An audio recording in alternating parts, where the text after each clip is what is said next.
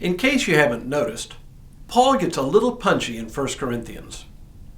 The last couple of days we've seen him deal with a question that at first glance has little or nothing to do with us today, the question of eating meat sacrificed to idols.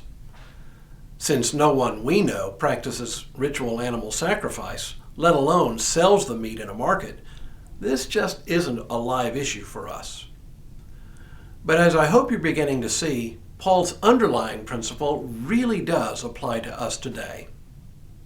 Hello, I'm Stuart Baskin, pastor of First Presbyterian Church of Tyler, Texas, and this is your daily devotional for Thursday, March 24th, 2022. At the beginning of 1 Corinthians 9, Paul seems to shift gears, to change subjects. However, as we continue to follow his train of thought, this new topic has everything to do with how he approaches the question of eating meat sacrificed to idols, even though he doesn't actually refer to that again until well into chapter 10. The real issue for Paul isn't about meat, though. It is about how Christians should relate to one another within the community of faith. Here's his train of thought so far in a nutshell. The more intellectually sophisticated members of the Corinthian church, the so-called stronger members, perceive correctly that since there really are no other gods beside the God we know in Jesus Christ, eating meat sacrificed to idols doesn't mean they themselves are caught up in worshiping idols. It's just meat after all, and buying it to feed their families shouldn't be a cause for controversy.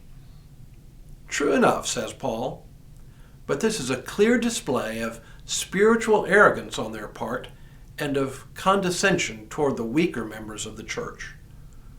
For there are members of the church who are deeply scandalized by this display of spiritual freedom. These so-called weaker members apparently could not see past the association between the meat and its use in the worship of other gods. Better, says Paul, to give up one's rights and forgo eating this meat than to do harm to the church. Now Paul turns to his own life to illustrate what he means.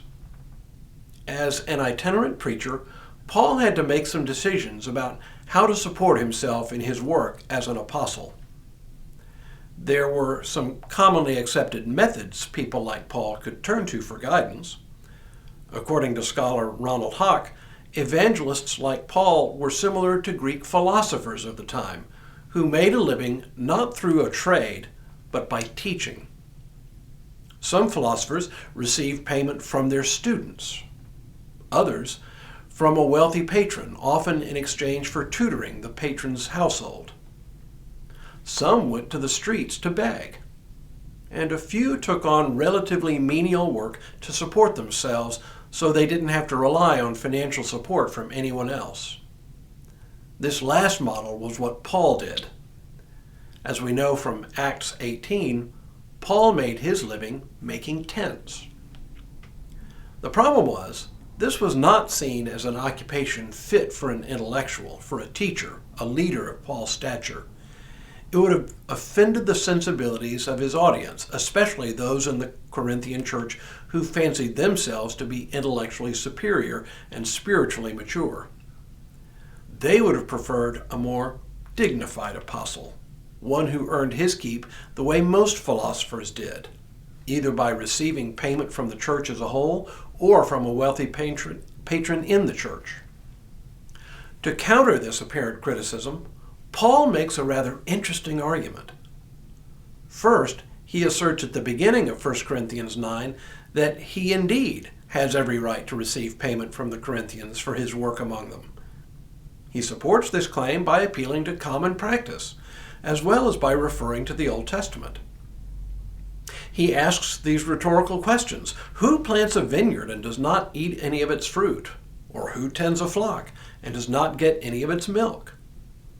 The answer is, of course, is that laborers deserve a share in the fruits of their labor. He has every right to receive payment from them.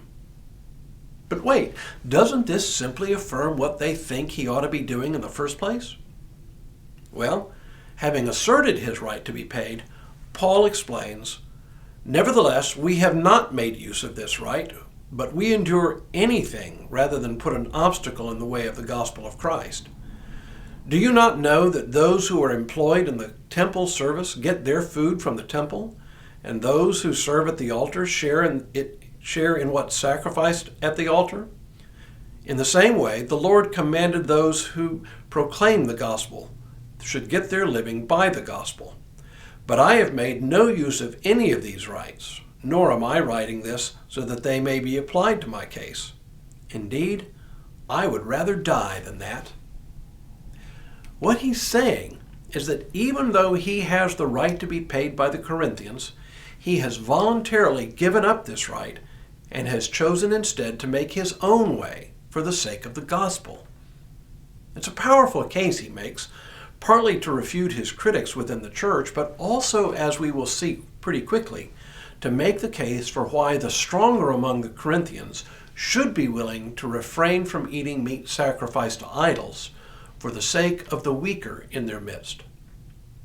Like Paul, they certainly have the right to do it. But just because they have the right to do it doesn't mean they should do it. Just because they have the right doesn't make it right.